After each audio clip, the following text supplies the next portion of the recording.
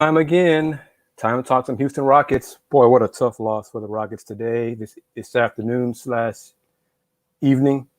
I'm Kris Gardner of the Houston Roundball Review. Houston Roundball Review, local name, global perspective. How y'all doing out there, Rocket fans? Have you recovered? Did you toss stuff at the TV screen? Did you scream a bunch of curse words when the Rockets did not score in those final seconds after they got a stop? Christian Wood dribbled the ball up the floor. I wanted him to give up the ball earlier than he did. Rockets shot. Denver, the Joker blocked it. I mean, it wasn't a great shot. I understood why they did not call timeout because everybody was, in the scramble mode. But tough way to lose. Rockets were up 94-89 with 2:45 or so left in the game. They lost 95-94. I mean, they did not score in the last 2.5 minutes or so. Aaron Gordon made a three from the right corner and then made a tough-ass three from the left corner for the final point of the ball game, give the Nuggets to win. Rockets are now 1-8, and they're playing better, but they're not winning games. And this is part of what I thought we would see this season. They'd be fun to watch, be exciting to watch, be frustrating to watch sometimes, but still lose. And that's part of this process. I spent the last couple of hours posting comments from Christian Wood, Jae'Sean Tate, Daniel Tice, who had his best game of the season after missing a couple of games with a painful big toe. Tice scored 18 points. And Coach Silas. All four of those clips are available on the Houston Roundball Review YouTube channel. Go check them out, but don't do it right now. Ron TV, how you doing? Thank you for tuning in. Wi-Fi Prod, how are you? Thank you for tuning in. I agree with you. I think Christian Wood should not. Well, I don't know about brought it up. I think he should have passed the ball sooner than he did. I think he waited until he crossed half court. Now that was too late. I wasn't quite screaming at the TV, but I was quite firm and give up the ball, Christian Wood. Give up the ball. Give up the ball. And I did not choose to add C. Wood's clips to this show, but they are available on YouTube in its entirety. I got 3 clips from Coach Silas, the opening comments basically about the last play, and then a little bit about still learning how to win, and then a final clip where he was asked by colleague Jackson Gatlin about why Jalen Green was not on the floor in the final few minutes. So all those will be available for everybody to listen to. Hope the volume is good. Like I said, I made a mistake. I put too much on my plate this afternoon, being at the U of H men's basketball game. Exhibition though it was, but it was the first game of the season basically. And then doing that post game, being in that post game in person, and then coming home to catch the end of the Rockets-Nuggets game, and then posting an interview with a new Houston Cougar women's basketball player. She announced her commitment today, this evening, and then doing Rockets post game. So there's a lot. I'm too old to be doing this in a short amount of time, especially for not big bucks. My thoughts let me post this right here. So we got comments from 2 folks who are tuning in. Rockets News, thank you for tuning in. Welcome, welcome, welcome. My thoughts on Silas as a coach. I think he's a young head coach. He's an experienced assistant coach. He's learning to be a head coach. I don't have a problem with what he's done so far.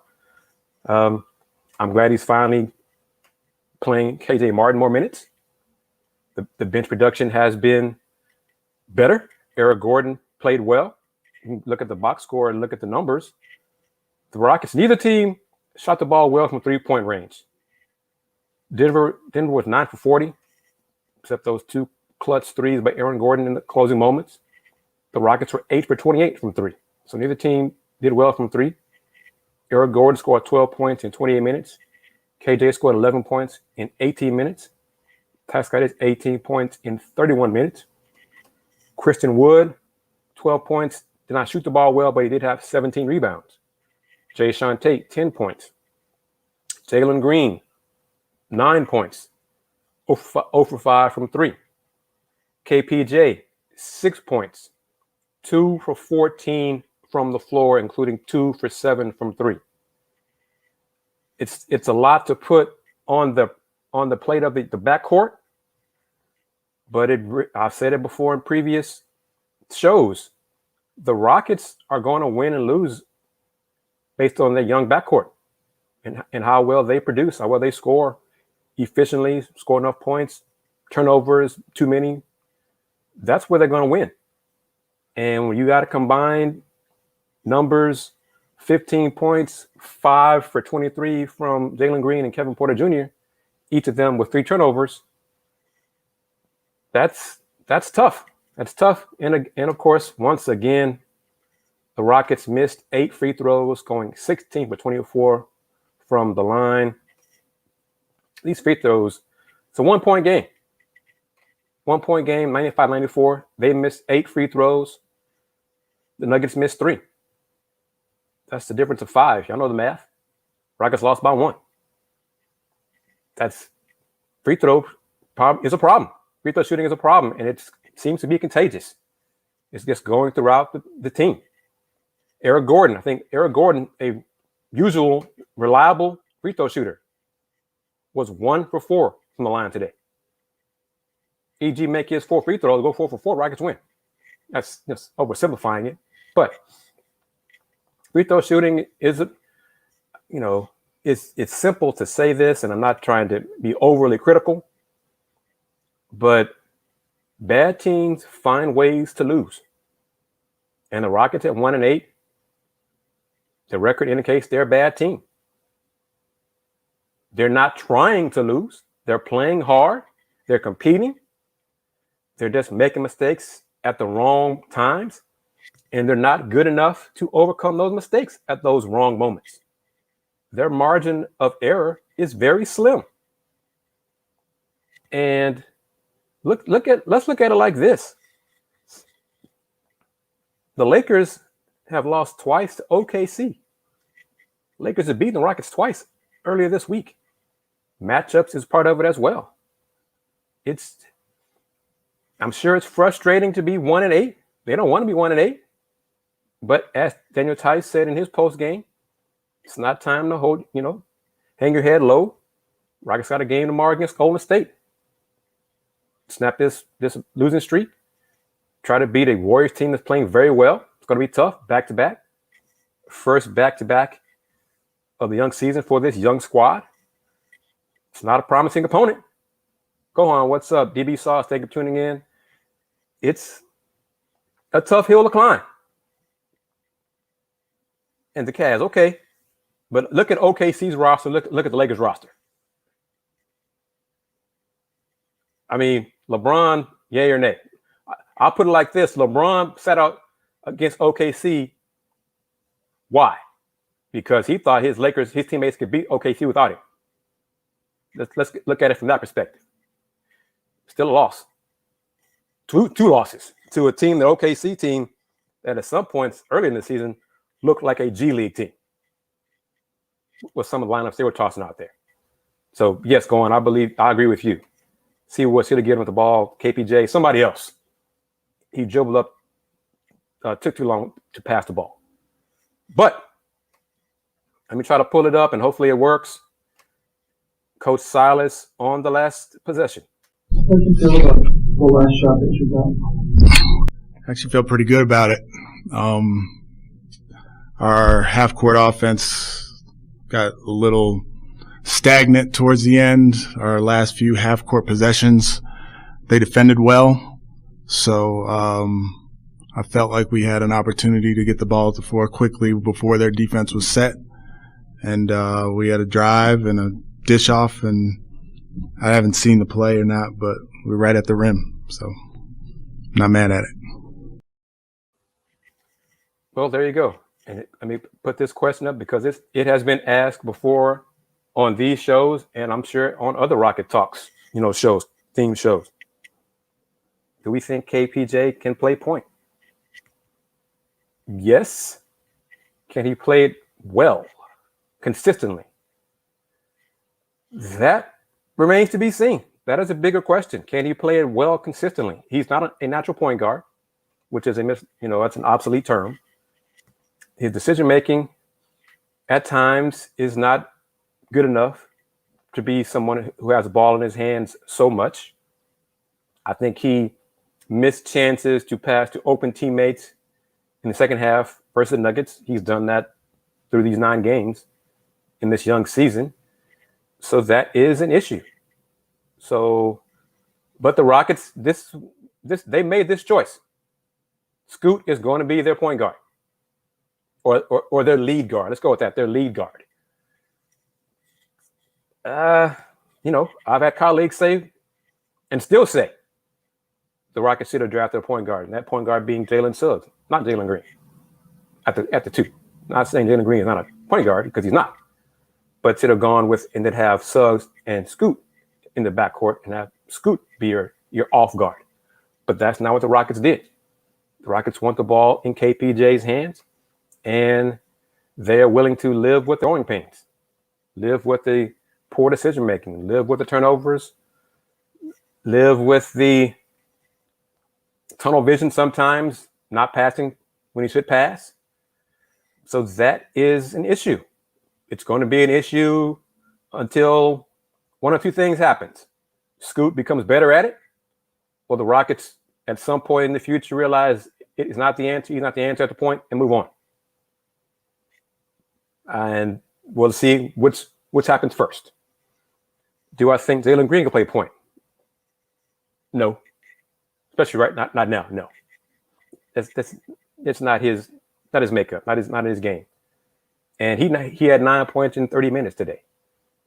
So he didn't shoot the ball well. He had 2 assists. Scoot had 4 assists. So Jalen Green had 2 assists to 3 turnovers. KPJ had 4 assists to 3 turnovers. So neither assist to turnover ratio is ideal. So, it's frustrating. DJ Augustine hasn't played great so far this season. It's a shame the Rockets, you can call it what it is. They wasted Daniel Theis's best game of this season so far. And let me say this. It's mentioned in Theis's post game. Theis did a good job defending Jokic as well as could be expected. And Jokic still had 28 and 14, despite being defended well. That's an elite player. That's what an elite player does. An elite player still gets it done, still produces, despite being defended well. Theis did what he could. He did a good job. And yet Jokic still 28 points and 14 rebounds. KPJ is not a point guard. He's a lead guard. But in this Rocket system, he is the lead guard. We all saw Coach Wall on the bench in his fatigues. Coach Wall, the Rockets have given no indication that anything has changed. They've given no indication that John Wall is going to play a game for the Rockets ever again. Nothing has changed. So until we hear different, John Wall will continue to dress up in his casual clothes and be Coach Wall. As frustrating that may be to some Rocket fans, that's the reality of where things are right now. And Ron TV, yes, you are correct. And we've said this many times. There are not many true point guards in the NBA anymore. It's obsolete. The definition of a true point guard really no longer applies in today's NBA. But the Rockets want Scoot, and I'm sure the fans want Scoot to make better decisions with the ball, take care of the ball, not turn it over, make better passes, make better decisions. He's learning because doing that stuff in high school, grassroots, that's not the same thing as doing it in the NBA. So he's got to get used to that. He's got to learn the correct habits to do that and be effective at it. And that's going to take time. Chris Paul, that's a dying breed. He's a true point guard, but that's a rare case in today's NBA.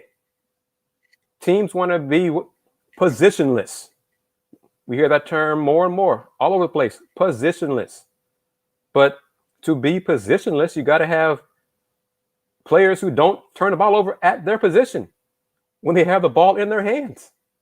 That's part of this. Terry Agent _299. Thank you. Good afternoon. Where are you chiming in from? Saying good afternoon. But cool. Thank you for chiming in. I appreciate it. And I'm skipping over the Warriors Sunday's game matchup just for a moment. Scoot, Jalen Green, both need to tighten their handles. And another young man in the NBA who happens to play for the Detroit Pistons, who happened to be the number one pick in the draft ahead of Jalen Green, Kate Cunningham, needs to tighten his handles. He's turned the ball over too much. New Zealand, thank you. Awesome. Thank you for tuning in from New Zealand. Appreciate that. Houston Roundball Review, local name, global perspective. But y'all know, November 10th, Wednesday, I think 6:30 p.m. Central Time on ESPN, Rockets Pistons. And it's truly all because of matchup of 1 versus 2 in the draft, because Detroit's 1-8 and the Rockets might be 1-9 when the ball is tipped, tossed up on Wednesday. So it's record-wise, that's not ideal. But Kate Cunningham is playing better. In the minutes he's finally getting, ankle's finally healthy. I think he's played 3 or 4 games out of Detroit's 9, roughly. I think he set out 1 back-to-back once he was cleared medically to play. He played well. He had not shot the ball well, but he played well down the stretch against the Nets Friday night, earned the respect of Kevin Durant. So I should speak for something, if you care about that. But KPJ is a point guard, real point guard. I mean, let me go back. Garuba and Josh will go to the G League.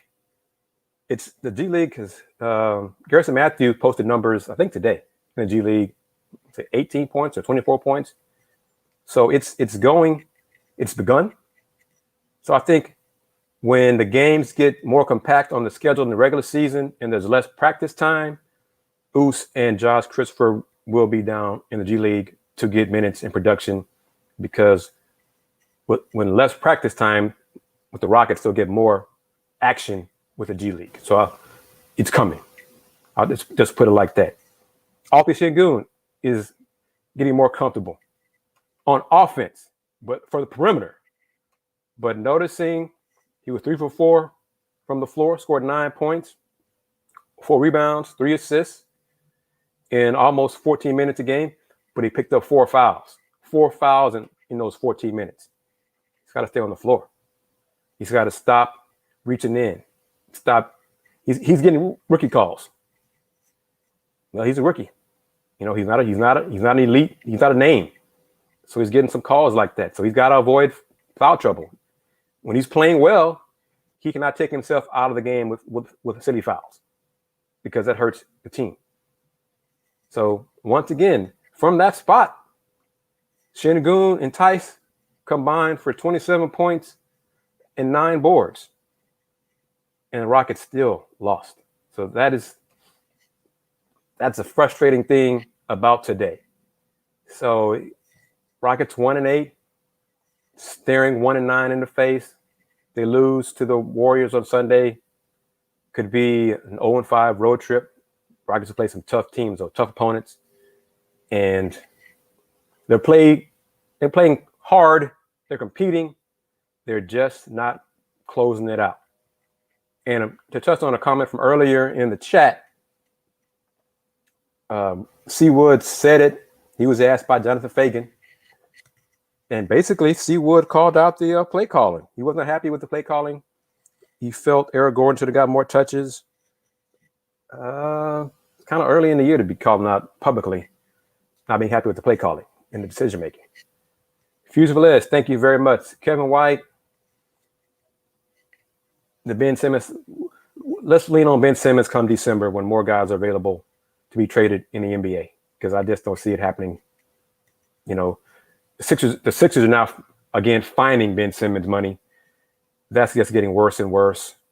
Daryl Morey is really trying to save face and cling to demand, getting back elite talent in return, and just making this Simmons saga get worse and worse for Simmons and the Sixers.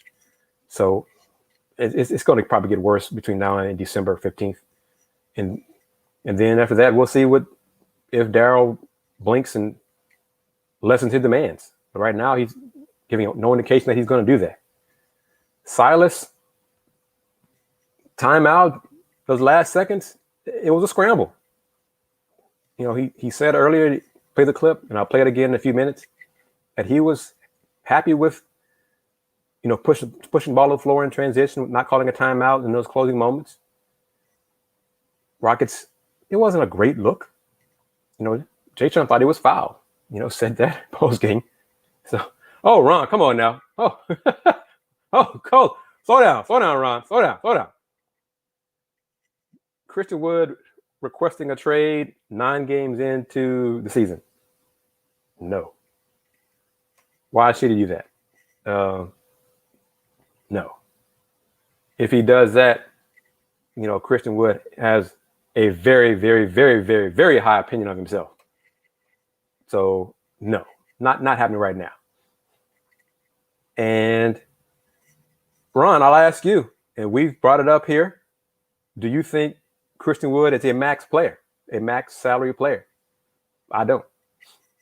And we'll see if he plays himself into max money. But right now, he's not to me. And I'm going to start doing a better job of promoting myself and requesting support of the Houston Roundball Review channel. Hell, I'm even going to put up my Cash App, start doing that, mentioning the stickers, a way to promote the chats and the stickers on the channel. You can do more of that, supporting the Houston Roundball Review. I hope y'all got a chance to catch my interview from a few days ago with Denise Oxoy, who took a few minutes out of her day from her NBA studio to talk to me for 4 or 5 minutes. I posted that. If y'all don't recognize that, her name, she was the first, Alperin Shingu's first Rockets translator. We saw her around NBA draft time.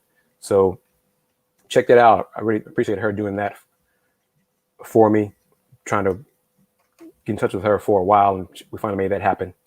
So, y'all want to trade C. Wood now. Okay. Boy. Why? Rockets got a bright future. Future. Let me underscore future. Rockets have a bright future. The future is not now. The future is not this season. It is not the 2021-2022 season. It's beyond this season.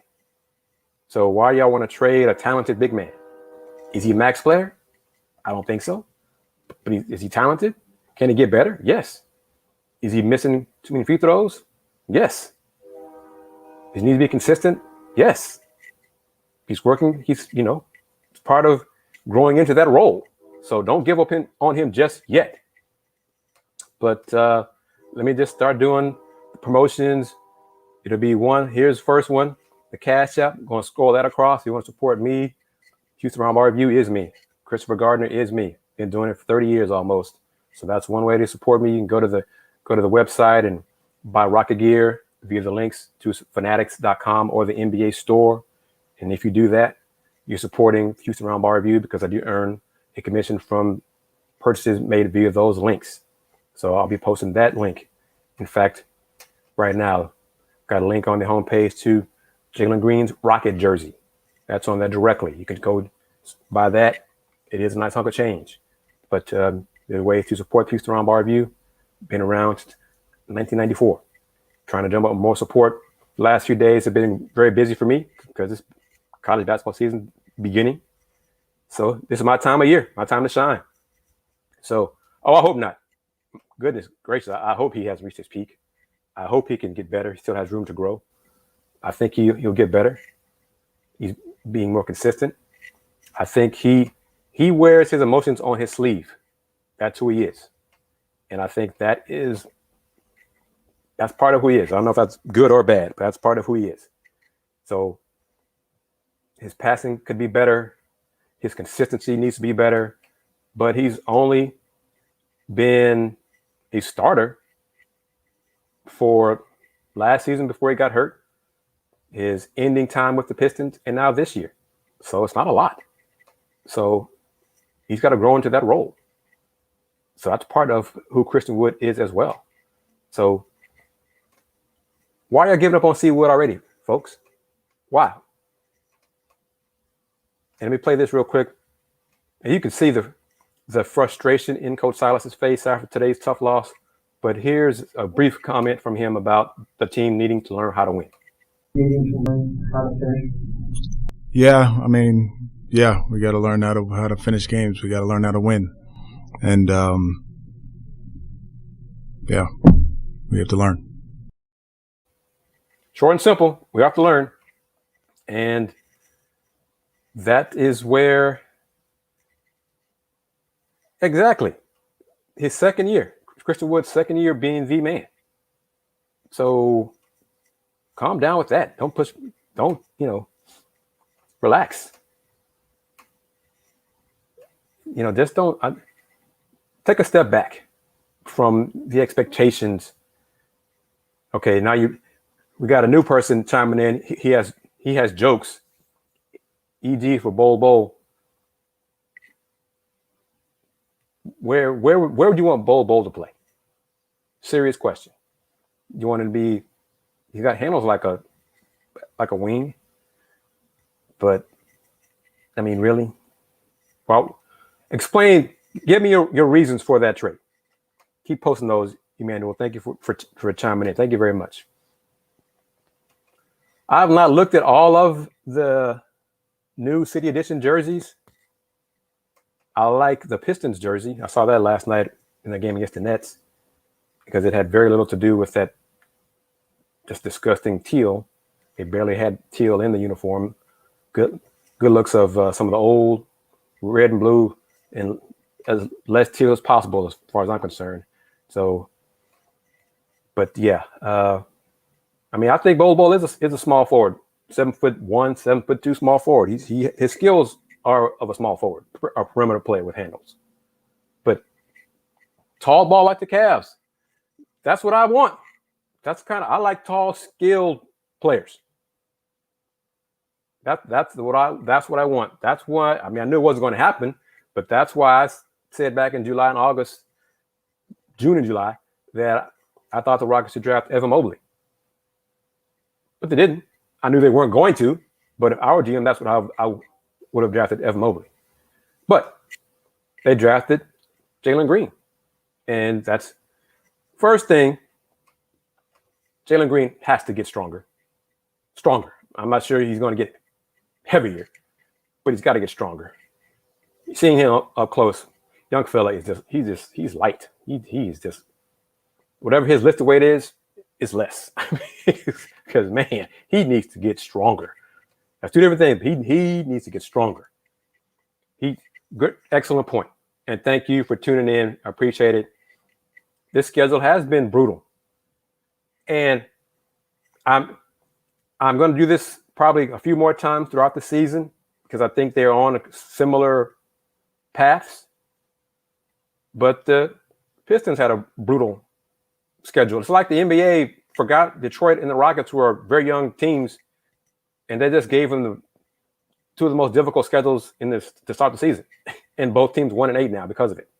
So, and leading into an ESPN national matchup on November 10th. Looking at 1-8 versus 1-9. Yeah, way to sell that. Won't be selling the records very much. There's going to be a lot of hype about Cade Cunningham versus Jalen Green. And we'll see I'm not even sure they're going to how long they're going to defend each other one-on-one. So, but it's going to be a lot of hype leading up to that game. I can see the questions. Jalen, do you think you should have gone first? Yeah, I do. What is he supposed to say? I mean, yeah, duh. I think I should have gone first, but I like where I am. I like being with the Rockets. Okay, do you have anything to prove against Jalen Green? No.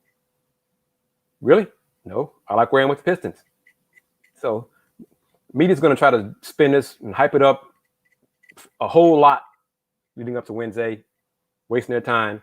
But whatever, that's part of what my colleagues do and some of my colleagues in the media do, but that's not what I do. That's not me. I couldn't care less. Just want to see them play hard, be competitive, and just go from there. Truly believe. Okay, Rocket fans, Ron TV agrees with this comment. Are the Rockets ahead of schedule in their rebuild? Who else agrees with that? And Terry, give me more about that. Why do you say that? Why do you type that? Why do you think the Rockets are ahead of schedule in the rebuild? I'm asking that serious question. And 2 comments about Coach Silas needs to be replaced. Played the vets on the rebuilding team. Clint, let me put this up here as well. Needs to be replaced. Why? I mean, why? When he was hired, he had a team full of veterans, superstars on his team. And before he coached his first game, they were both gone. So now he's rebuilding with youngsters. So replacing Silas when the superstars were here when he was hired, are no longer here. So I don't understand that logic there. But that's your opinion. Steven Silas did not forget how to coach Luka Doncic, Steph Curry, LeBron, and Baron Davis in their younger years. He has experience coaching young talent and helping them develop and get better. So, and this year is a rebuilding year. Last year was injuries after injury after injury after injury. KJ Martin is playing now. Y'all Rocket fans y'all are clamoring for that. He's playing now and he's playing well. Daniel House is hurt, but I'm kind of curious to see what happens to House's minutes when House is healthy. Because KJ Martin's playing well and he deserves minutes on the floor every game. So House, before he got injured, had his best game of this young season. But David Nwaba was springy, dunking everything. He's played well. Rocket fans seem to be spinning around the fact that Jalen Green and Scoot are the ones who are not playing well game in, game out. And that's a big factor in the losses.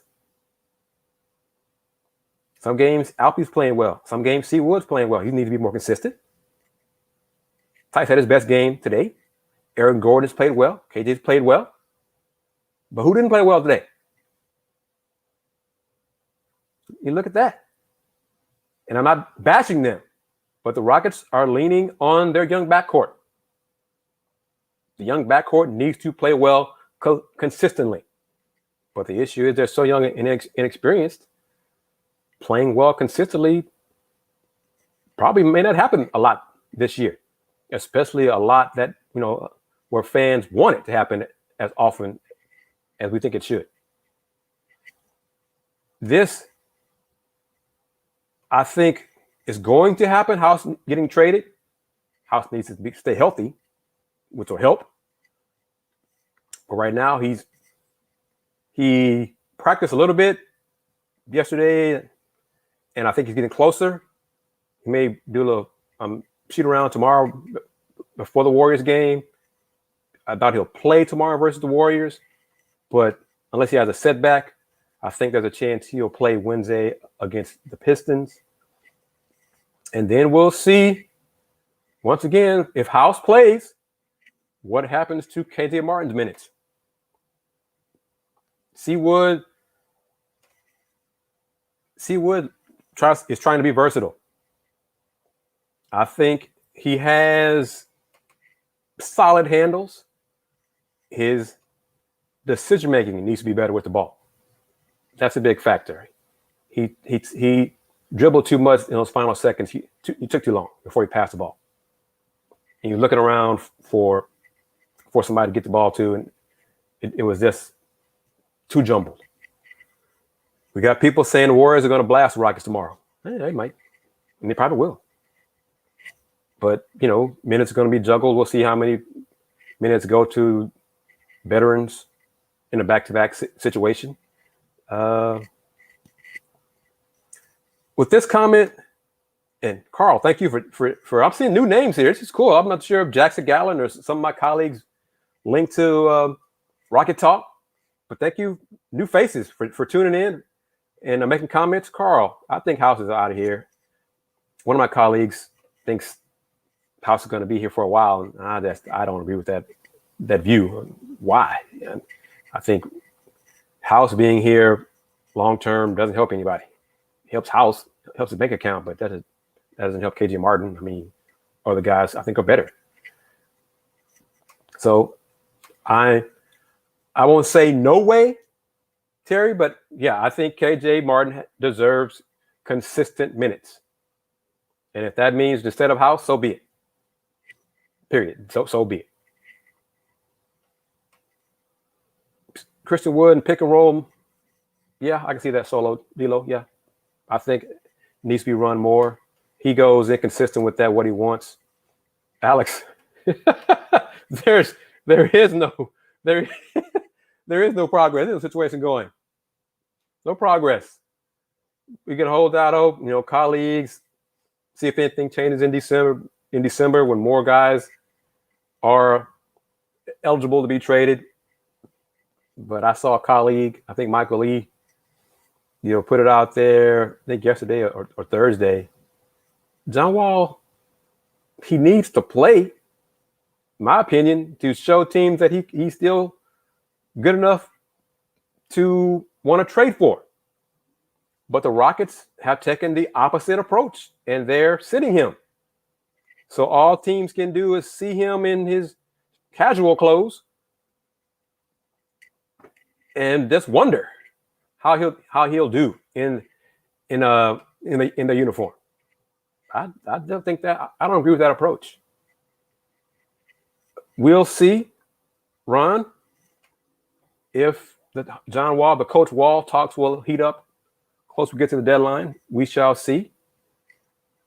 But if he doesn't play between now and the deadline, why should a team trade for him in that huge contract? I mean, that's my rationale, runs counter to the Rockets' rationale.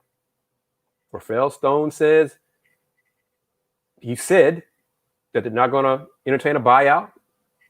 He said that it doesn't benefit the Rockets nor Coach Wall. Okay, Rafael, you said that at Media Day, Media Day. We'll see if your mindset changes as this season progresses. But see, thank you. And you'd have to tell me how to pronounce that. Chutoy. Is it Chutoy? As in like a Chutoy? I don't want to disrespect you if I'm pronouncing it wrong. No intent, no disrespect intended. But yeah, John Wall needs to play. Coach Wall needs to become John Wall to showcase that he has something left in the tank in order for teams to trade for him, in order for teams to give up something of value to the Rockets. I just don't I don't agree with this rationale. I just don't understand how the Rockets believe they're going to get something for Coach Wall rather than John Wall.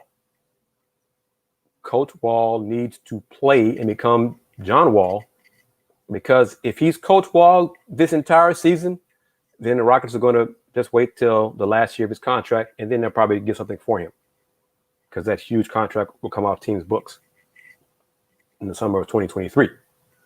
If that's what the Rockets want to do, Coach Wall it is for the rest of this year. Well, okay. We'll see how that goes. I think the fans are kind of tired of that right now. I'm not tired of it. I just don't see any point of this rationale. Him, Coach Wall. Reginald, yeah. I think it's inevitable. I think he'll be the Vipers, maybe even this week. I have to look at the schedule and see what's coming up for the Rockets. But yeah, I think Josh will be getting time with the Vipers soon. And I think that's, a no-brainer. I was kind of surprised he didn't go during this road trip, but the Rockets had enough days off to practice so Josh could work with the vets on the big squad rather than go down with the Vipers. So once the practice days get less and less, Josh will spend more time with the G League, him and Usman. Yeah. It's just a tough thing right now, trying to balance out minutes for the youngsters, the vets, because the Rockets still trying to play the vets.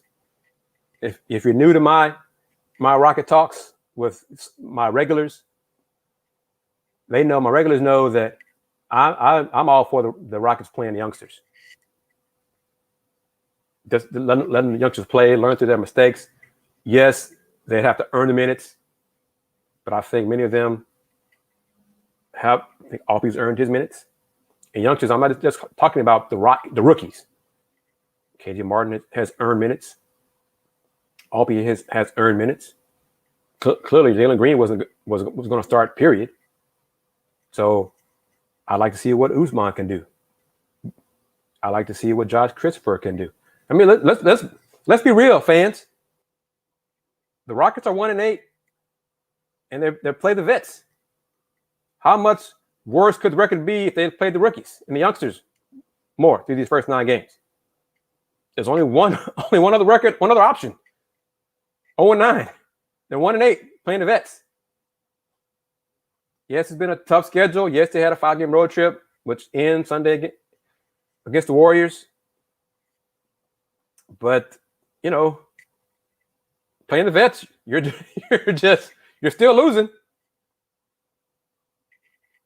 And I'm not going to call it a tank. They're youngsters learning how to play in the NBA. I think they'll take lumps while learning and losing. And David Nwaba, a healthy David Nwaba has played well. Let me see what he did today versus the Nuggets. Only 4 minutes, 2 points, 1 for 2 from the floor, 2 boards. So, the 2 coaching decisions were Josh Christopher and Usman Garuba. Armani Brooks, 3.5 minutes, 1 shot was a 3-pointer, of course, no points, no boards, no assists, 1 steal. Yet somehow he had a +5, plus minus in the box score. Numbers lie. Armani took 1 shot, did not get a rebound, did not get an assist, got 1 steal, and yet he had a plus minus of +5. Okay, well, numbers. And I'm hard on Armani. I think Armani could do better. Armani needs to be more than just a 3-point threat, be more than just spacing the floor, all that kind of stuff. I know all that stuff. I've seen basketball. I've seen Armani play since the days of U of H. He rebounds the ball better at U of H than he has with the Rockets. Go figure that. So, but let me play the final clip of, and the questioner you'll hear is Jackson Gatlin. Jackson asked Coach Silas basically why Jalen Green was not on the floor down the stretch. Hey, Steven. Jalen Green not on the floor in those final minutes of the game. What went into that decision to have him not be in the closing lineup? It was very much less about Jalen and more about Eric Gordon and how he was playing tonight. So, yeah, you would just roll with the guys who are really playing well. And it was, to me, very hard to keep Eric Gordon off the floor at the end of the game like that. And just based on the way he was putting pressure on the defense and really played a good game. So really didn't have anything to do with Jalen. It was more about Eric. Do y'all agree with that? Do y'all like that answer? Are y'all okay with that answer? Is it accurate? Or do you lean more toward my mentality and let the youngsters play? Period. But as long as Eric Gordon and DJ are here, they're going to play. So you based on how I feel, but yeah, I this is a good answer. I think Silas was desperate for a win. I mean, they were close. They were up 5 with 2:45 left in the ball game, and it just couldn't close it out. Aaron Gordon made 2 tough threes, one from the right corner, one from the left corner. And the Rockets were unable to score down the stretch. and suffered a tough 95-94 loss. So that's where we are. We got two folks saying Ron TV and Solo D-Lo say Jalen should have been in the game. Rockets should have called timeout and put Jalen in the game. Alex, do not think a timeout was necessary. I just wish Seawood would have not handled the ball as long as he did. I do kind of lean toward the philosophy. Ulam, yes, I mentioned 8 free throws earlier, but you are correct. It's a 1-point loss. Rockets missed 8 free throws. Eric Gordon missed 3 free throws. But more and more, getting back to the last seconds, not calling a timeout. It was transition. It was a scramble play. People were racing up the floor. Christian Wood, I think, should have passed the ball sooner because the Rockets they had 11 seconds to do something, and I just don't like what they got. But, that's me. So player that we're playing good, then why would Seawood, Ooh, boy. No. I mean, I'm going to answer this comment about Rocket fans, community advocating for Coach Silas to be fired and the front office being influenced. First, I'm shocked Tillman Fertitta has agreed to pay Coach Wall to be Coach Wall rather than John Wall. But I'd be more shocked if Tillman got rid of Stephen Silas based on the losses this year and eat that contract. Don't see that happening just yet. No, don't see that happening. Not right now. No. And that's a great point. If they're trying to push the pace, why is Seawood always bringing the ball to the floor? Because he wants the ball in his hands. I think how should I answer this? He wants to do more things. He wants to showcase an all-around game, all-around skill set. But I'm not sure that all-around skill set benefits the Rockets. Because sometimes he needs to pass the ball up the floor.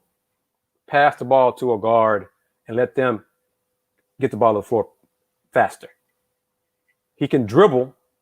He can't dribble quickly. He can't dribble fast. So, Seawood is a good three-point shooter. He's got, decent handles for a big man. But he's not fast with the ball in his hands. So you got better, faster ball handlers on the squad than Christian Wood. That's my answer to that. So, I just, I'll just put it like this. I think,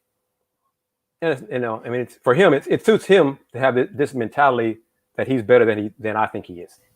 I'll just put it like that. He's got talent.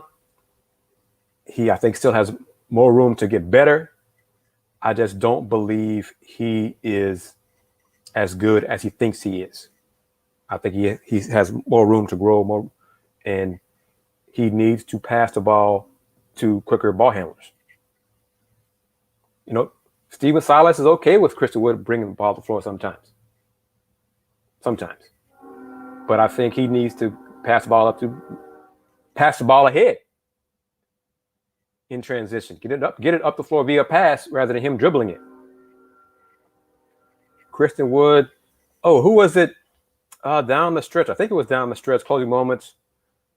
He was being defended by a shorter Denver Nugget player. And I don't remember who it was. It wasn't Aaron Gordon, and it wasn't Joker. It might have been Will Barton. I'm not sure who it was. I know it was somebody shorter. And he tried to back him down. Seawood tried to back this person down and lost the ball rather than simply shooting over this shorter person. You're 7 feet tall. The person defending you was like 6'6". You're not that strong to back down someone. Just shoot over them. Use your height, shoot over them. Take advantage of your height, not your lacking low post game. Because, Seawood, he's a slender fella. He's not going to back down too many dudes. So,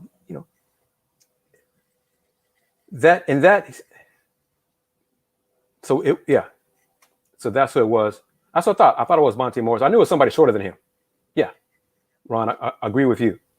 Too many big men in today's game who lack true low post skills try to bring the ball down to these shorter defenders rather than just simply use their height and shoot over them. I mean, don't overthink this. If you're taller than somebody, play your game like you are and use that height to your advantage. Don't diminish your advantage by bringing the ball down to their height. That pisses me off. I just don't like it. I'm going to say it again. It pisses me off to see tall players try to be short post players. You're just not. Maximize what you have, not minimize it. Free throw shooting. Once again, somebody look it up for me. I'm not going to, pull out everything, all the stats. But the Rockets, what was it, Thursday's game? The Rockets were the bottom 5 or so in the NBA in free throw percentage. Bad teams find ways to lose. The Rockets are a bad team. The record says they're a bad team. They're 1-8. They missed 8 free throws today and a 1-point loss. Bad teams find ways to lose. That's just who the Rockets are. Despite playing hard, despite being competitive in most of these games, Daniel Tice said it in the post game. The Rockets, since the Utah game, have gotten better each game. Agreed. They haven't won. I think they've led at halftime in the last 3 games. Lakers, Suns, Nuggets. Lost all 3. They're doing just enough wrong to lose. And they're not doing enough right to win. And that adds up to being 1-8. And that's who the Houston Rockets are. Frustrating. I'm not a fan. Y'all are frustrated. I'm going to cover them regardless, winning or losing. And one more time, for the new fans who are tuning in, much love to you. Thank you for tuning in. I predicted the Rockets to win 21 games this year. So 21-61. Losing is, the Rockets are doing what I thought they would do. Play hard, compete, fight, scrap, lose. that's what they're doing. I did not expect them to win 30-plus games this year. I did not expect them to sniff the play-in. I expect them to lose a lot, lose often, and lose a lot. My rationale behind that is get one more high lottery pick because this team needs more talent. Battling for a play-in spot and getting a mid-lottery pick does not benefit this team longer term. So the better passer, Alpi Şengün, better passer than Seawood. Some fans say Alpi Şengün's better passer than Scoot. Got better vision than Scoot. I don't disagree. I think Alpi sees the floor better than Kevin Porter Jr. That does not mean Şengün is a point guard. He just sees the floor better than Scoot. Do y'all agree with that? Alpha G, thank you for tuning in. We're nearing almost an hour here. Time goes by fast when you're having fun. Reminder, I've got two features now. They're not new anymore. Super Chat and Super Sticker on the Houston Roundball Review YouTube channel. If you want to support the channel, please consider sending a Super Chat or a Super Sticker. Once purchased, they will appear right in the chat stream and remain pinned at the top for a period of time. Thank you very much for that. Please do so. Alex. I just ooh. Do I think Jalen Green would be better at point guard than KPJ? I think it's irrelevant. I think the Rockets want both of them to be good decision makers with the ball, be good facilitators with the ball. So point guard is a title. No. You answer this question. Do you think it's a problem if the Rockets get more lost than the Pelicans? Well, hey, I thought the Rockets were going to lose a lot this year, so they're right on track. They're right on pace for me. And because I want to salute this young man, Jae'Sean Tate, because he has played excellent defense. He's embraced the challenge of defending the other team's best offensive weapons. He enjoys it. He likes getting stops.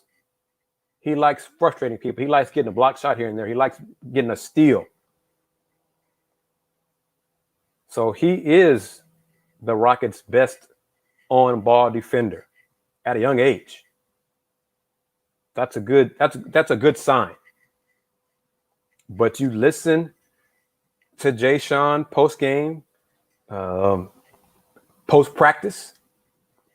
The Rockets have to find a way to get the win, close out, finish games. They're not doing enough right to finish the game and get the dub. So Jae'Sean needs help on defense. Who would y'all say is the Rockets behind Tate, the next best on-ball defender on the team? KPJ sometimes on this road trip has really embraced the challenge on defense. But his decision-making in passing and shooting hasn't been great. And I think Nwaba, I agree with Solo, Gilo, and Cam White. I think Nwaba is there too. I think he'd be second. E.G., Nwaba, Gordon, that's not a bad 1, 2, 3. But out of those three, one of them is a starter. So that's not Tice, that's not T. Wood, that's not Jalen Green, that's not Scoop. Who would I pick? The Rockets had a top 3 pick in the draft. Let's see. Consensus, we got Apollo Banchero. Chet Holmgren, I think it's just too thin. Skilled. I mean, I know he's skilled, just tremendously skilled. Jalen Duren. That's a tough one. Depends on if the Rockets finish 1, 2, or 3. But it's youngsters are talented. I know a lot of fans want Paolo for the Rockets. I don't think any Rocket fan. I've not seen any Rocket fans hype up drafting Chet Holmgren. And I concur. I'm good. Yeah, Chet Holmgren is very skilled, but I just don't see him being a fit here for the Rockets. Yeah, Banchero, I think Rocket fans, Piston fans want Paolo Banchero. Yeah. So, and let's say this. Let's say who do y'all want the Rockets to win Wednesday over Detroit? But the loser of that game will be one step ahead of the winner of that game for ping pong balls. Still got 72, 73 games more to go after that game, but you know, but yes, watch a lot of Duke games, and not just because it's Coach K's last season. They have one of the best players in college basketball as a freshman. He's a freshman, 6'10", Paolo, Paolo, Paolo Banchero. No. Do I? Oh, gosh, no. Anthony Bennett draft. Why would I want that? Not at all.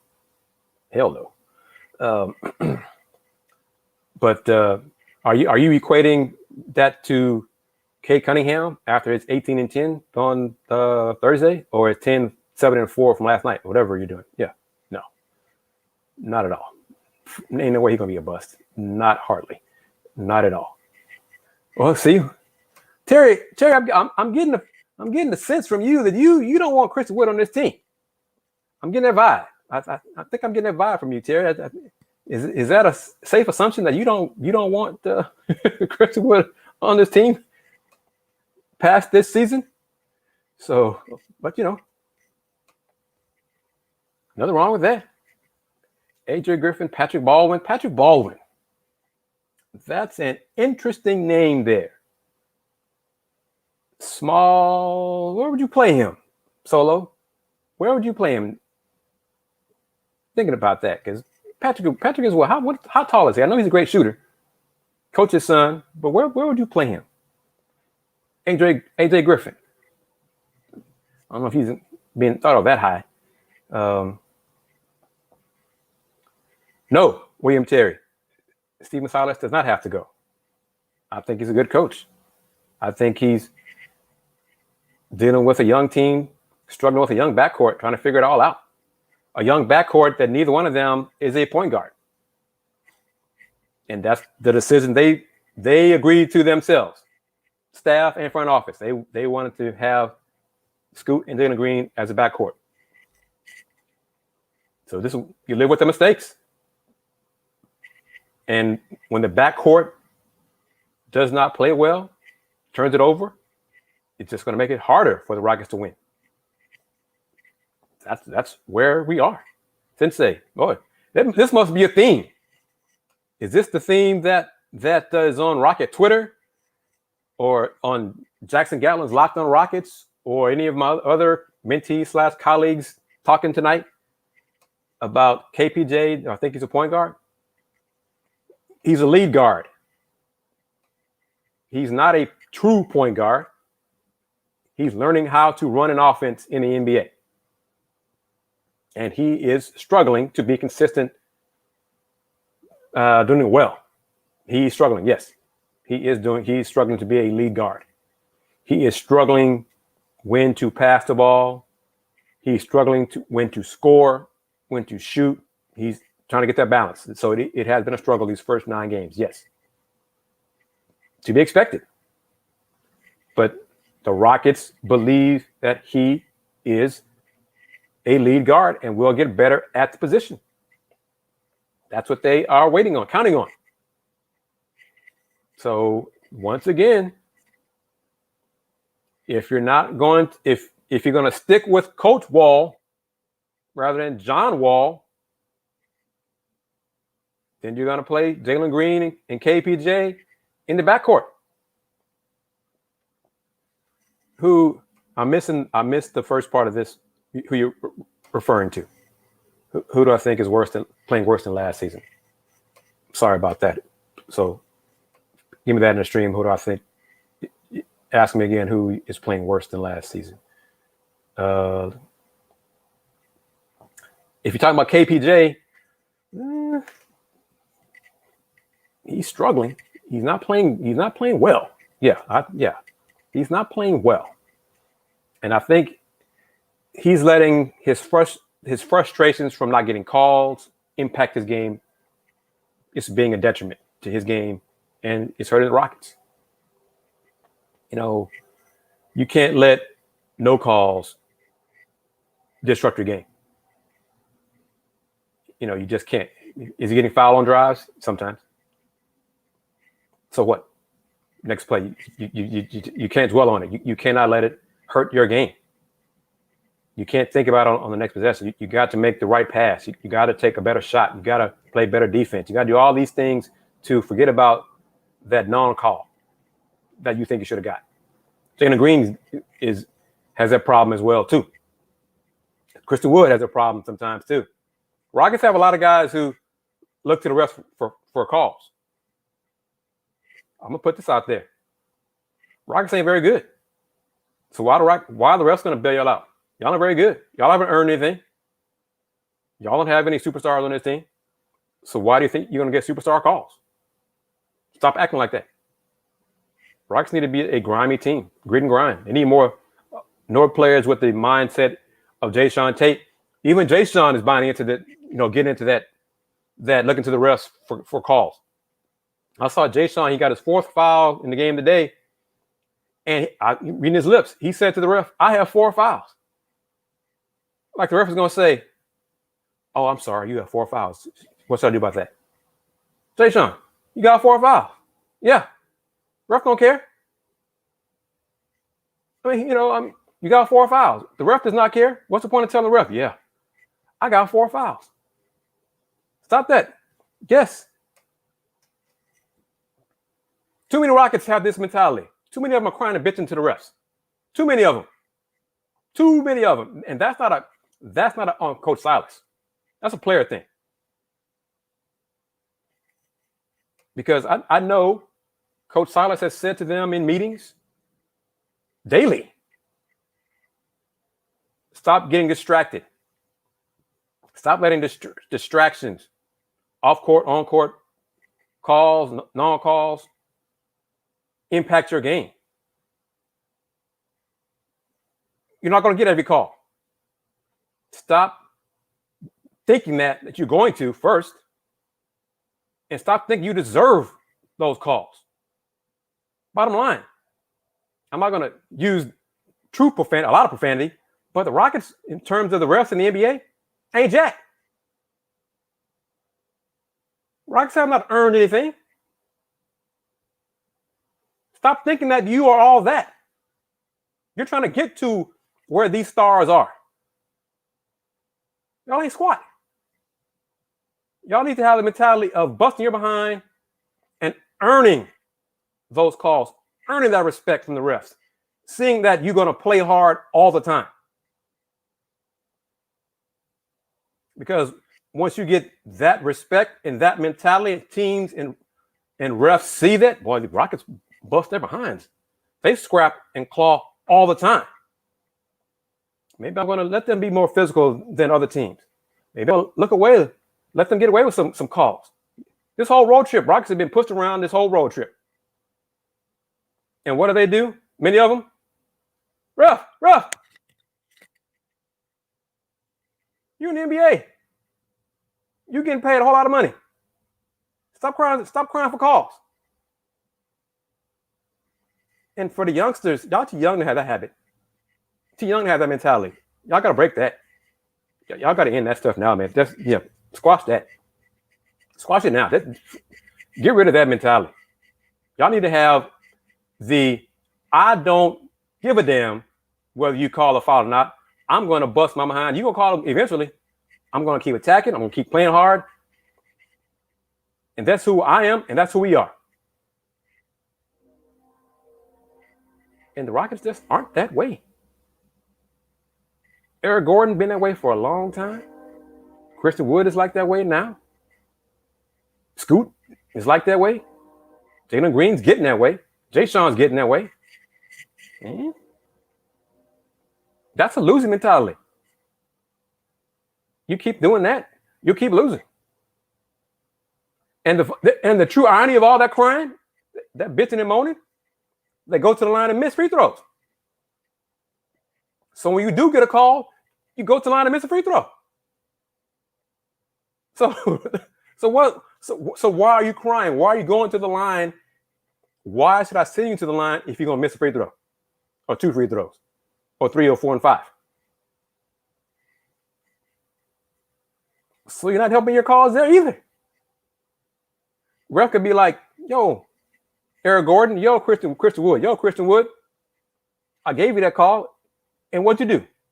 You brick 2 free throws. I'm not mad at all. I'm just pointing out facts. That's all. I'm not mad at all. This is just facts.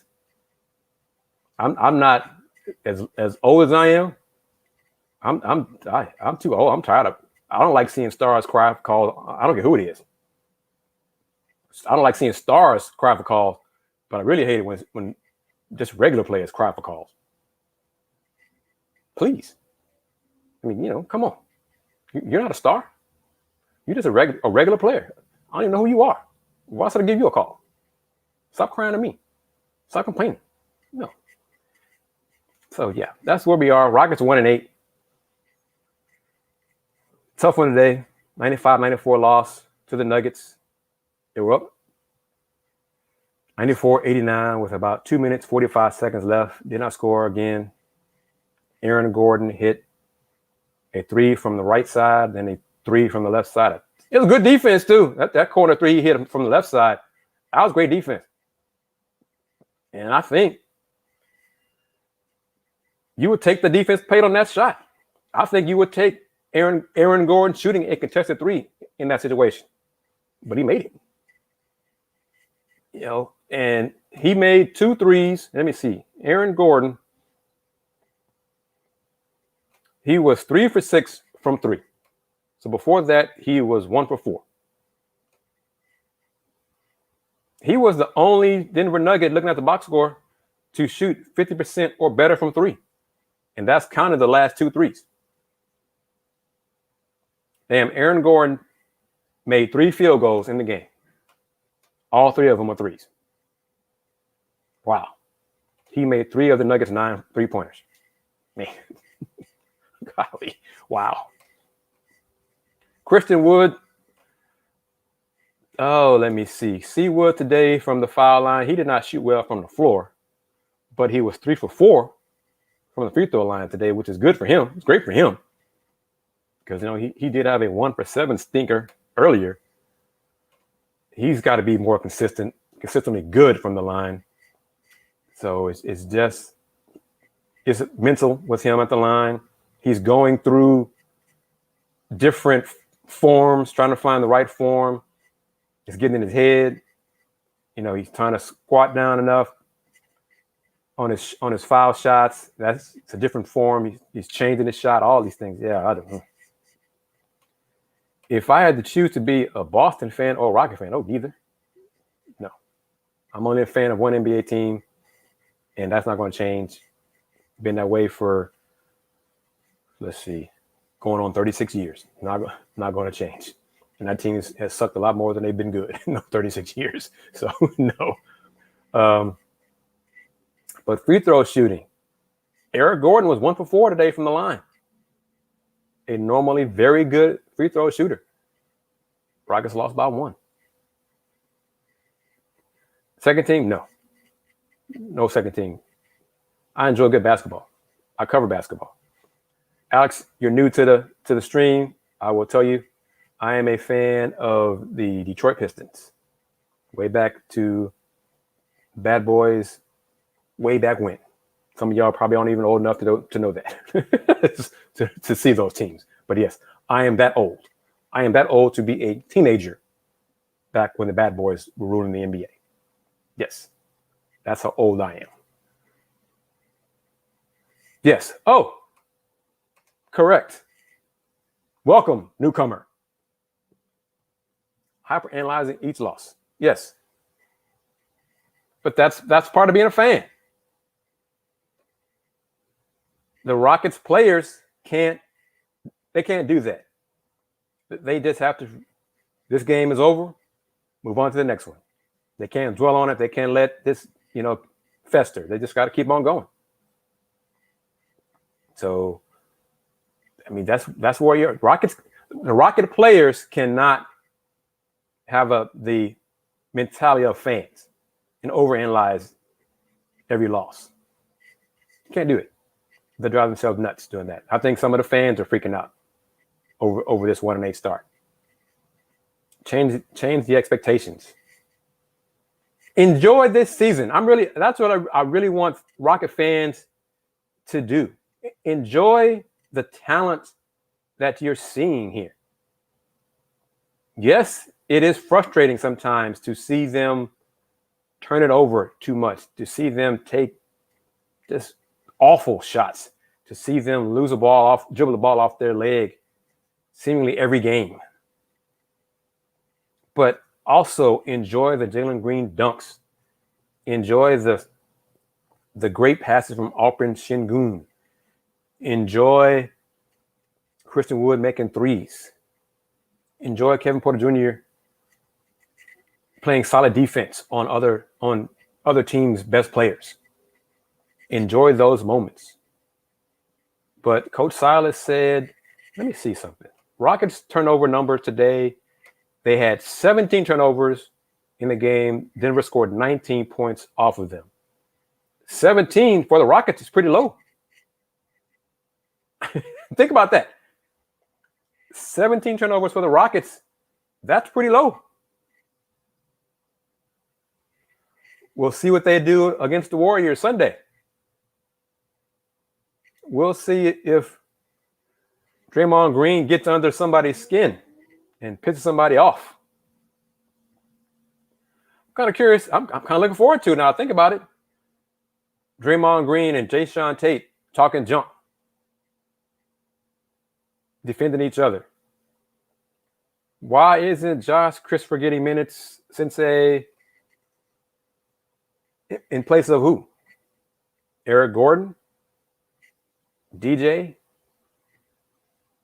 KJ? Josh? As long as those vets, EG, and DJ are on the squad, Josh minutes will be inconsistent. If LeBron had signed with the Rockets, I'd have been shocked out this world. I'm not sure how close to that happening it really was. Draymond going to do something tomorrow to piss somebody off. May not be kick. It may just be simple words. No, it may be a shoulder, maybe an elbow to the midsection, something like that. Something to upset somebody. He's going to do something because that's part of what he does. But if we, as observers, know that, the Rockets players should know that as well, and not let him get them out of their game. So, okay, here's Alpha G with this point. The fans that are most frustrated are the ones who thought the Rockets would make the play. I don't disagree. That could be legit. But for the fans, and I'm not, he's one of my friends, Kelly Eco, with The Athletic. Eco said, I think twice, now that we've done a couple of conversations, he said he thought the Rockets would be good again about 3 or 4 years. Okay, that's one of the beat writers for the Rockets. He said that this summer. So, he sees Brandon. Man, how you doing? Where you been? Where you been, Brandon? Where have you been? You good? Your people good? Your family good? Friends good? Where have you been? Are you okay after today's loss? Because it was a tough one. I put it on Twitter. It's a tough way to lose today. It's a tough loss. Rockets 1-8. Do you still feel good about those 33 wins, Brandon? That you predicted? 33 wins? If you still feel good, salute. If you don't, salute too there. It's okay. It's all good. I didn't go to Vegas on your prediction, and hopefully you didn't go to Vegas on mine. So it's all good. But let me play these clips, at least a couple of them from Coach Silas, one more time. But let's see here. Coach Silas, the first one about the final play. How'd you feel about the last shot that you got? I actually felt pretty good about it. Our half-court offense got a little stagnant towards the end. Our last few half-court possessions, they defended well. So I felt like we had an opportunity to get the ball to the floor quickly before their defense was set. And we had a drive and a dish off, and I haven't seen the play or not, but we're right at the rim. So not mad at it. All right. Brandon, hey man, who's Keith? That's the wrong KG, man. Come on, who's Keith? You got a friend named Keith? Come on, man. I'm KG Kris Gardner, Houston Roundball Review. Come on now. Luka hit a game winner at the buzzer. Who'd he beat? Who was that against? Well, Luka got a lot of leverage. I mean, talented, supremely talented. But my man takes some ridiculous shots sometimes, boy. Y'all got to admit that. He jacks up some stuff that the average player couldn't do. But when you're a superstar, you can do some stuff like that. But the Celtics, boy, Boston, it's a struggle right there in Beantown. But, I bet, well, the fans probably want Ime Udoka fired, but and it happened. but yeah, he does. Luka has a green light on Luka across half court, got a green light, take a shot. I mean, just launch. And Luka airball some threes. But y'all notice the reaction of the comments from the announcers? They hardly say anything. They don't, or they say, that was a tough shot by Luka. Very few of them call it out for what it was. That was a bad shot Luka took. That was a bad shot. But talented players get away with that. That's when, elite players get away with stuff like that. And right now, the Rockets don't have any elite players. Although they have some folks who think they are elite players and think they should be getting elite calls. Look at that. We got two people, Alpha G and Solo D-Lo, with similar sentiments. Maybe Boston could use Coach Wall. Well, I don't have a problem with that, but I believe Coach Wall needs to become John Wall in order for any team to want to trade for him, because Coach Wall, as I forget who it is who says it in all these Rocket streams, is the highest paid coach in the NBA. Yeah. Okay, go on. You got jokes now because, John Wall for Tatum, Coach Wall for Tatum, that's not happening. We know that. So, okay, answer Sensei's question. Is Sensei the only person who thinks Luka is not all that? Anybody else agree with that sentiment? Does anybody else agree with Sensei that Luka is not all that?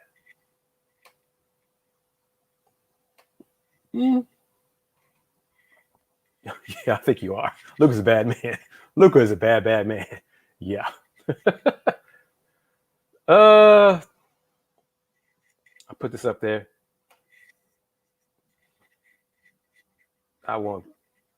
They have potential, Tyler Bay and Jae'Sean Nix, but I'm not sure if either one of them are truly in the Rockets' long-term plans. But I think they're going to get better. But I don't believe either one of them will be stars in the NBA. They could become solid players, but yeah. Yes, Luka and the Mavs need more help. The Mavs are a one-man team. Boy, Luka hits one game winner, and we turn this into a Maverick stream. Maverick talk. This is Rocket talk, folks. Come on now. And plus, that's Dallas. We're H-Town. I don't care about Dallas. Yeah. You don't care about the Dallas Mavericks. Please, come on, y'all. Houston Rockets. This is H-Town. Not that town up north, up 45. Yes, I don't care what they do. Whatever. So y'all are frustrated so much that y'all are now talking about Luka, the Mavs, and not the Cowgirls. Please, come on now. Let's get back to the Rocket talk. Come on. Ooh, this is an interesting question right here. Do I think Coach Silas is too kind to the young players?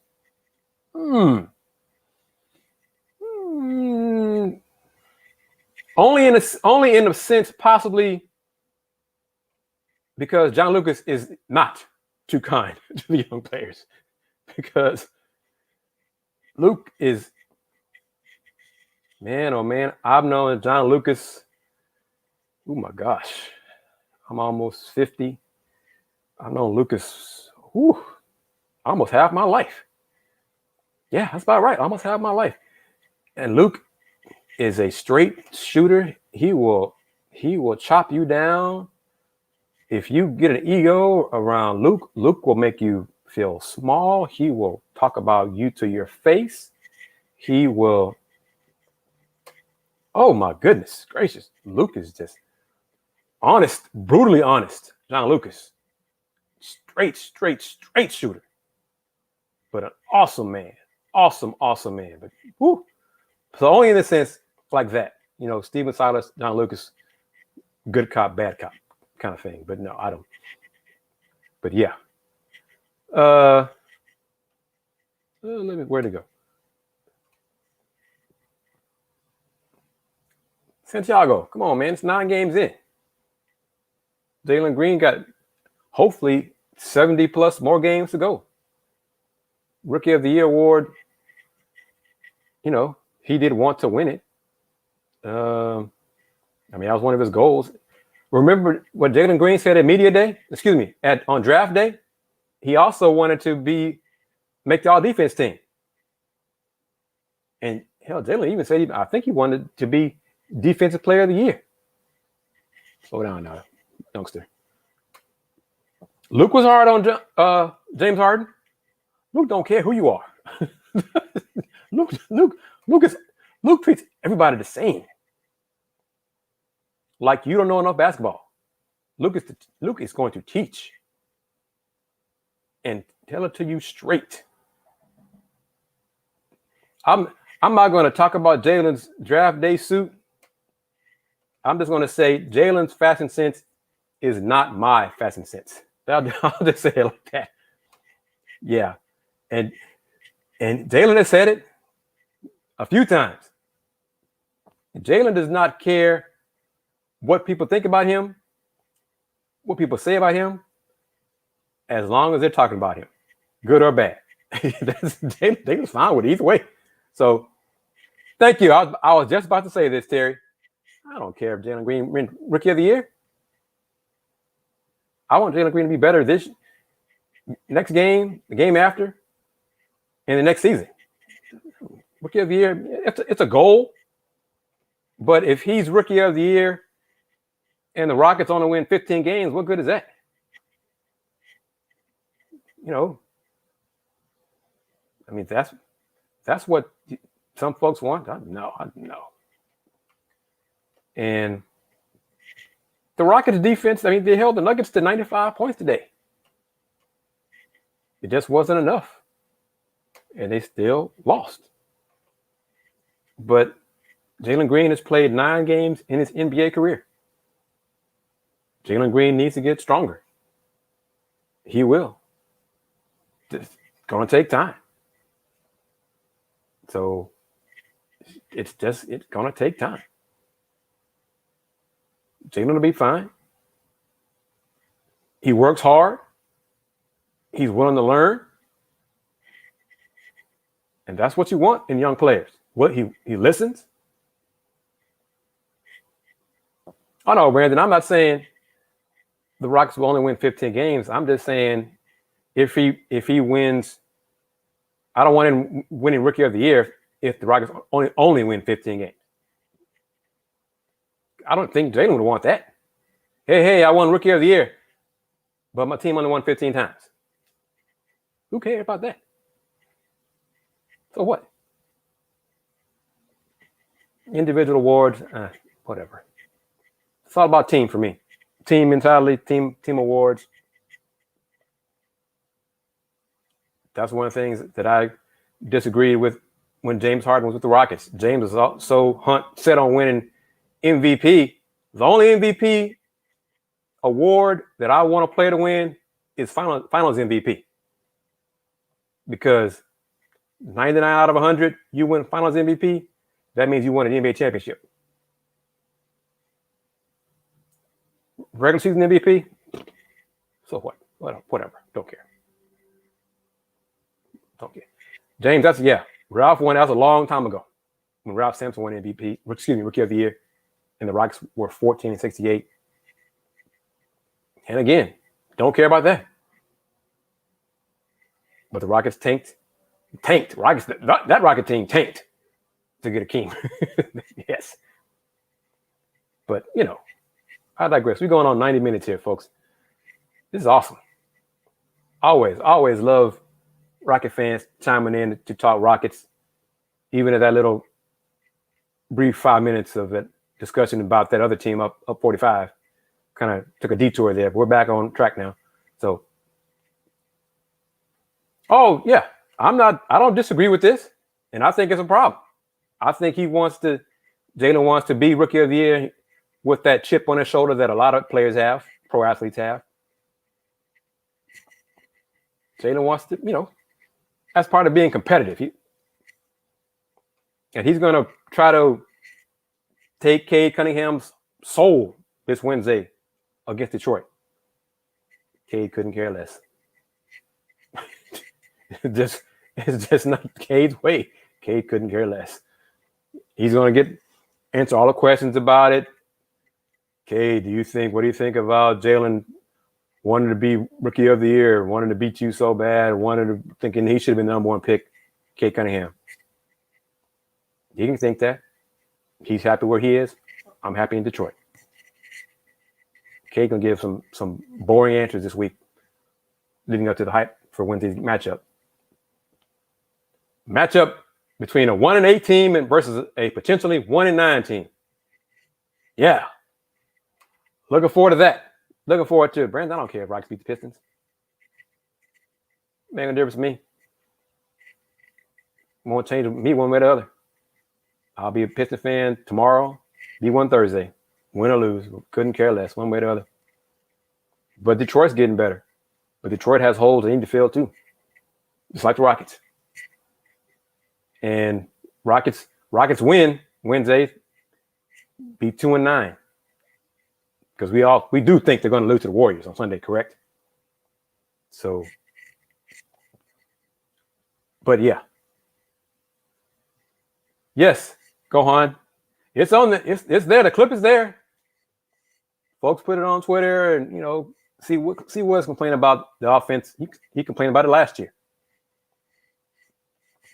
So he's complaining about it now. I think that's who Christian Wood is. And if you ask me, I'm not sure that's a good thing.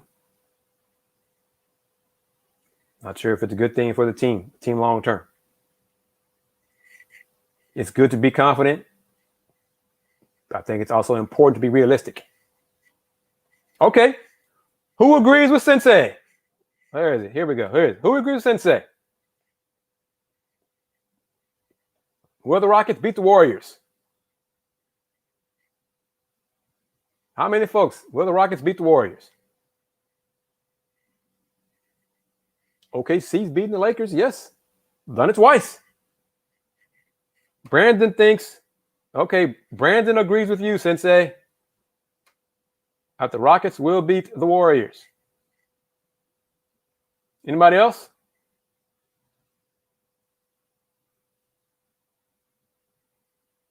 Rockets will lose a close one. Gohan says probably not.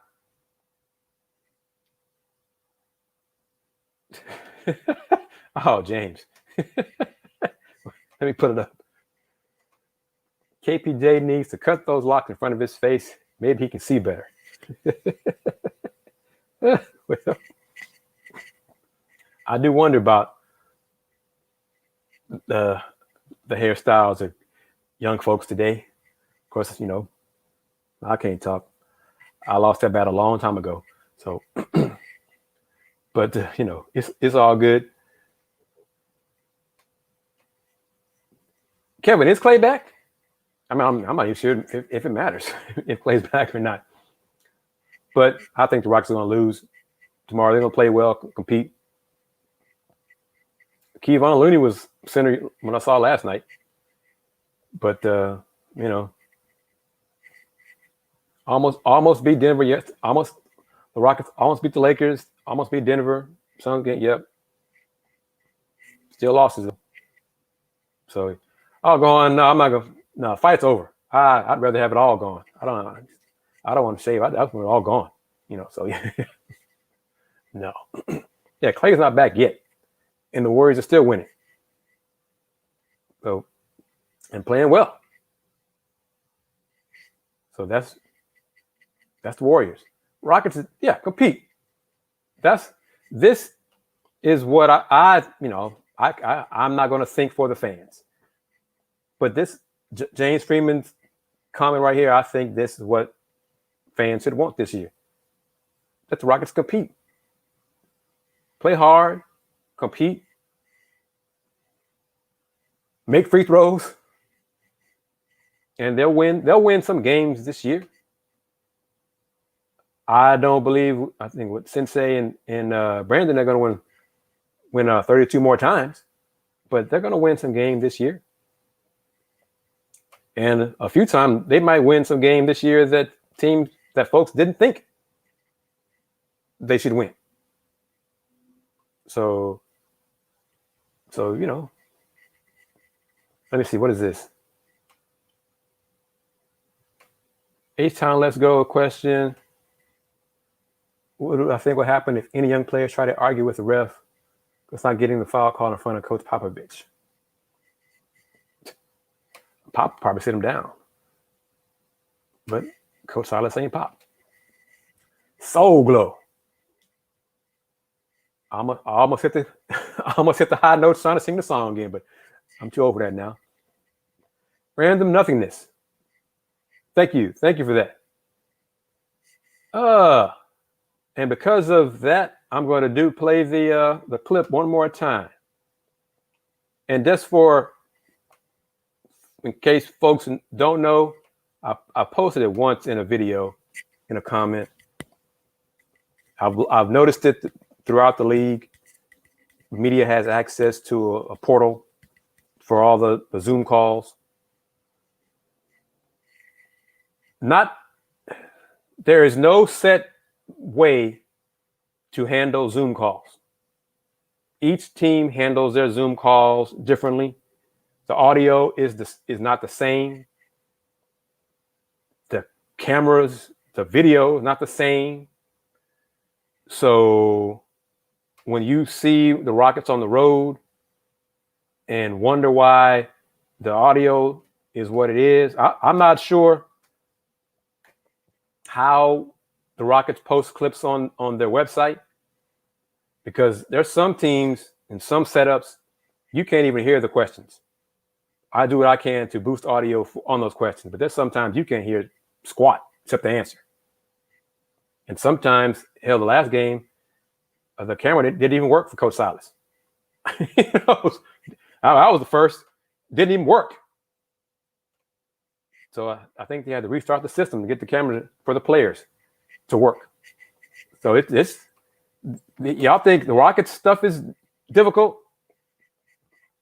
The Lakers, what was it? Pre-game, post-game.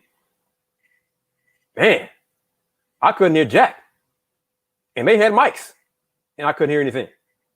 That's the Lakers. One of the NBA marquee franchises. Messed up, sorry, Zoom calls. But here is Coach Silas on Random Nothingness, kind of for you about why Jalen Green was not on the floor in the final minutes today versus the Nuggets. Hey, Steven. Jae'Sean Green not on the floor in those final minutes of the game. What went into that decision to have him not be in the closing lineup? It was very much less about Jalen and more about Eric Gordon and how he was playing tonight. So, yeah, you would just roll with the guys who are really playing well. And it was, to me, very hard to keep Eric Gordon off the floor at the end of the game like that. And just based on the way he was putting pressure on the defense and really played a good game. So really didn't have anything to do with Jalen. It was more about Eric. Y'all good with that? Y'all good with that answer? Jae'Sean Green played 30 minutes versus the Nuggets. 30 minutes, 35 seconds. 3 for 9 from the floor. 0 for 5 from 3. 3 for 5 from the line. 2 rebounds, 2 assists, 3 turnovers. He had the worst plus minus on the Rockets today with a -11. So, that was a reason why he went with EG down the stretch rather than Jae'Sean Green. We'll see how Jalen responds Sunday against the Warriors. Competitor that he is at this young age, I think he'll bounce back and play well against the Warriors. So we shall see. Time will tell on all that. I think I've gone the longest on a Rocket stream that I have so far. Kudos to y'all, the fans, for tuning in and asking the questions. Appreciate it. I wasn't sure. I had planned to stop at an hour because of the day that I've had. So, but it's y'all brought me through. Alan Luna. No, we have not talked about Ryan Hollins. But yeah, that's a good point. Ryan seems to have played with every player in the NBA. So, but yeah, but he really gets into it when the Rockets make a great play, a dunk. When Christian Wood had that left hand jam, Ryan Hollins almost lost his mind. So Ryan gets, he is now, I guess, a Rockets employee. So he is really supporting the Rocket players. So, Alpha G. Let me put this up here. This is for you, Brandon. This is for you. Anyone still watch the games on mute? Brandon Thomas? You want to answer Alpha G's question right there? That's for you. Yep. Ryan is very enthusiastic. Oh, tell me what happened. Is the fight over? Did Canelo knock out Caleb Plant? Is it over? Damn, if it is, what time did it start? I'm leaning on you. Tell me what happened. If it already is over, because I thought it would start later than this. But but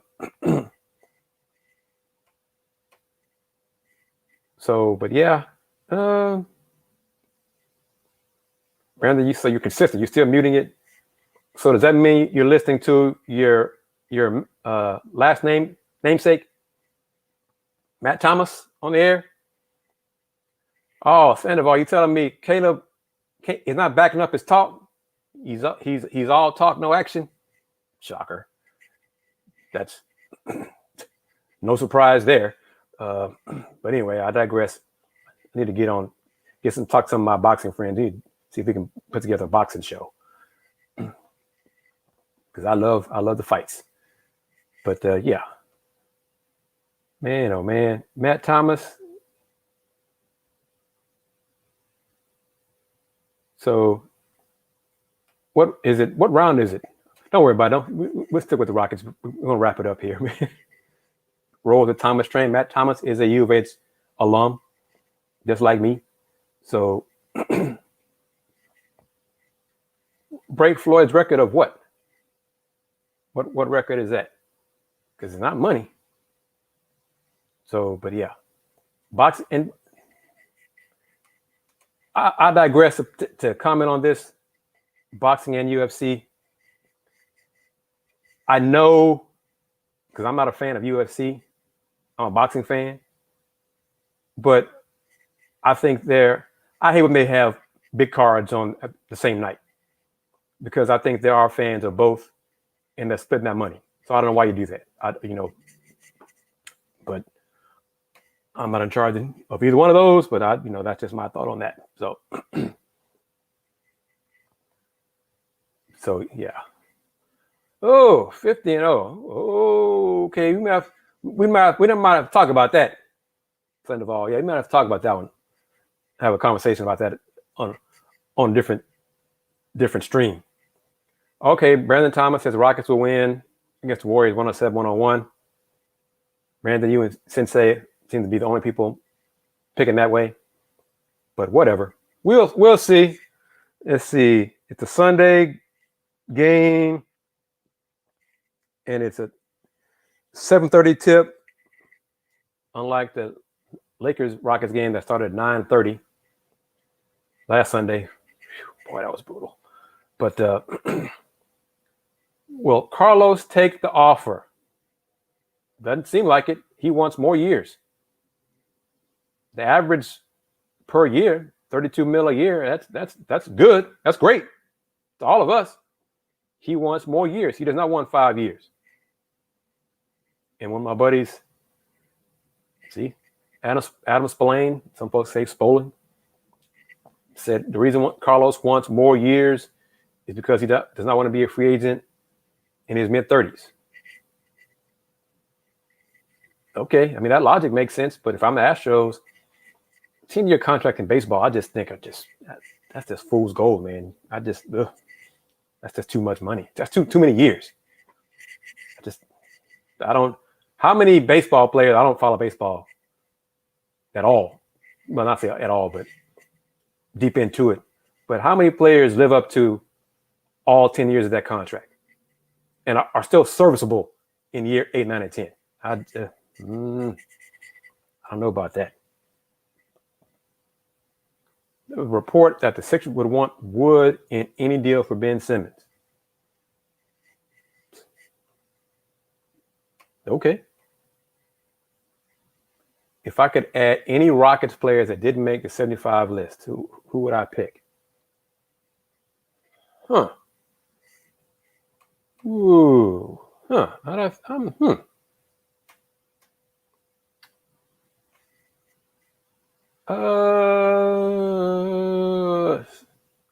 So Dwight Howard. Dwight Howard was the man for a while. Then he kind of lost his way. But yeah, Dwight Howard. Yeah. T-Mac's numbers weren't as good as James Harden's numbers. But T-Mac. I was at the Rocket Spurs game when T-Mac scored those 13 points. With 13 points in whatever it was, I even wrote it up back when I was doing more writing than video years ago. Set baseline. Boy, I love those days back when the media was able to sit baseline to cover games. Baseline, yes, baseline. We said baseline. And then ownership across the NBA said, we can get money for these seats, and moved us way up top. So 13 points, 30 seconds. Yep. Coach Wall. It's Coach Wall. He needs to become John Wall, but it's Coach Wall. Coach Alpha G, I'm old, man. I'll be 50 in March. Coach Wall. The Rockets need Coach Wall to become John Wall. I agree. But they don't. And unless that changes, Coach Wall will be a Rocket for a long time. And wow, that's where we are on that. All right, family.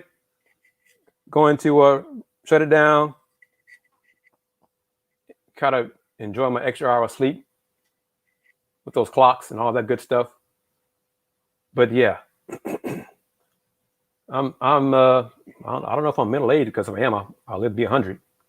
So, but yeah, in Rock Live 12, Rafael Stone has said many times, a buyout is not an option. Okay. We'll see if he sticks with that come February. Okay. Time will tell. Brandon, salute, man. Kudos to him. 33 wins. Stick with it. You're not going to change, and I'm not going to change. So that's fine. Rocket fans, enjoy the game. The Warriors. Rockets Sunday. Rockets Pistons on Wednesday. 6:30 p.m. ESPN. The only ESPN matchup for either team all year. And since they have a combined 2 wins right now, justified. But anyway. Well, a buyout means he'd be gone. He'd be somewhere else. That's it. That's the big reason. They're paying not to play, but if he's bought out, he could pick a team where he want to go. But yeah, that's the reason. Go, huh? If they buy him out, he can go sign on another team. Right now, he can't do that. So that's where we are there. All right. Let me see, because Brandon always asks me this beforehand. I think next Saturday, November 13th, is good for another Rockets talk. But after that, looking at the schedule, after that, I got more college games lining up. So the day might shuffle around a bit. But just follow. If you're not a subscriber to the channel, please do so you can get the updates. And I post updates on the community tab. I like doing that. Share some info there. But yes, Brandon, 8 o'clock. Don't hold me to it yet. But next Saturday seems likely. 9 o'clock tonight seemed to be great for y'all. Y'all tuned in droves. So we'll see. But everybody, take care. Thank you as always for tuning in. Support the channel. Spread the word about the channel. Support it. This is a business, folks. Being real. Support the channel. But also, if you haven't already seen the video, conversation with me and Denise Oxoy, check it out. It was fun talking to her. She will be in Houston at some point. If I haven't heard that, watch the video. Tune in, watch that. Thank you as always, family. Take care. See you next Saturday. Peace.